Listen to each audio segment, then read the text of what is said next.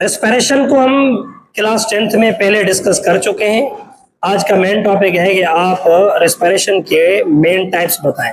तो main types में एक को कहते हैं एनएरोबिक रेस्पिरेशन और दूसरे को कहते हैं एरोबिक रेस्पिरेशन। देखें, जब बात रेस्पिरेशन की हो तो ये बात तय है कि फूड को, ग्लूकोज को बॉडी के अंदर यूटिलाइज होना है, उसे कंज्यूम होना है और उसके बाद एनर्जी को बॉडी के अंदर बनना है। तो एनएरोबिक, इसमें ये लफ्ज आता है एन के माने हो जाते हैं बायोलॉजी में नो, नॉट या कह सकते हैं विदाउट। दूसरा वर्ड कौन सा है इनमें के अंदर, उसे हम कहते हैं एयर, यानी इसको हम क्या कहेंगे, ये एयर। अब एयर में कौन सी चीज आती है, O2, ऑक्सीजन। अब ये प्रोसेस कह रहा है कि इन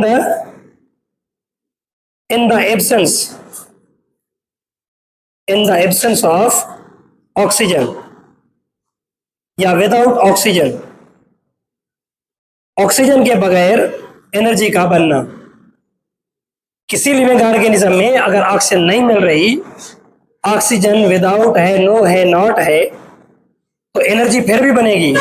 in the absence of oxygen, oxygen की गैर मौजूदगी में कौन सी चीज बन रही है,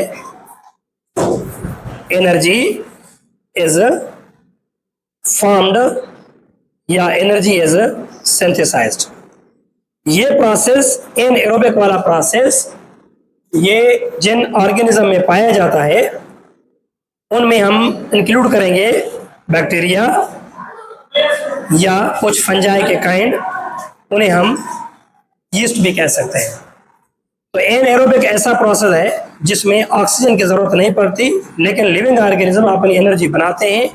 ज्यादा नहीं बनाते, कम एनर्जी बनाते हैं, क्योंकि ऑक्सीजन से एनर्जी ज्यादा बनती है और विदाउट ऑक्सीजन के एनर्जी जो है बनती है, लेकिन उनकी कंसंट्रेशन, उनका अमाउंट जो है वो बहुत कम बनता है। तो इसमें दूसरा पार्ट है जिसे हम क्या कह रहे हैं, एरोबिक रेस्पिरेशन। अब इसमें देखिए, ये लफ्ज एयर है और एरो के माने हो जाते हैं कि भाई एयर माने ये हो गया ऑक्सीजन। तो इस प्रोसेस में किस चीज की जरूरत है, इसमें हम कहेंगे कि प्रेजेंस ऑफ ऑक्सीजन। जब ऑक्सीजन मिले एंड उसका रिजल्ट क्या निकले, in the presence of oxygen result क्या निकले, एनर्जी बनाई लिविंग ऑर्गेनिज्म या सेल अपने लिए बना सके।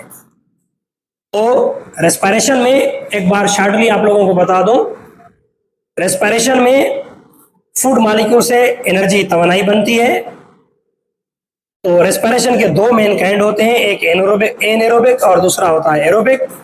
एनएरोबिक में एयर और ऑक्सीजन की जरूरत नहीं पड़ती, लेकिन फिर भी एनर्जी बनती है इन लो कंसंट्रेशन और लीस्ट कंसंट्रेशन में। ये बनाते हैं बैक्टीरिया और कुछ फंजाई। एरोबिक प्रोसेस में एनर्जी बनती है, ज्यादा एनर्जी बनती है in the presence of oxygen की मदद से। सम टाइम इंसान की बॉडी के अंदर एनएरोबिक प्रोसेस भी होता है जिसे फर्मेंटेशन कहते हैं। तो ये आगे चल के मैं आपको बताऊंगा कि कैसे होता है और में एनर्जी कहाँ कहाँ पे बनती है और कितने अमाउंट में तैयार होती है।